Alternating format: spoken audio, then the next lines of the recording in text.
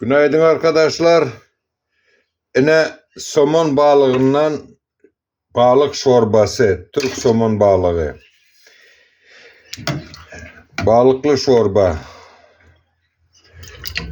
Yine çok güzel oluyor. Ben size gösterdim. Yine bunun çorbasını yeseniz bir lezzetli. Lezzetli bu abi. Arkadaşlar lezzetli yemek bu. Çok lezzetli. Türk somonundan çorba. Bu birinci yemek. İkinci yemek Özbek mantısı. Yine buraya bakın.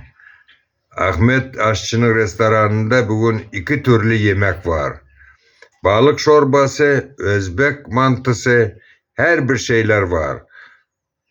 Rus salatası.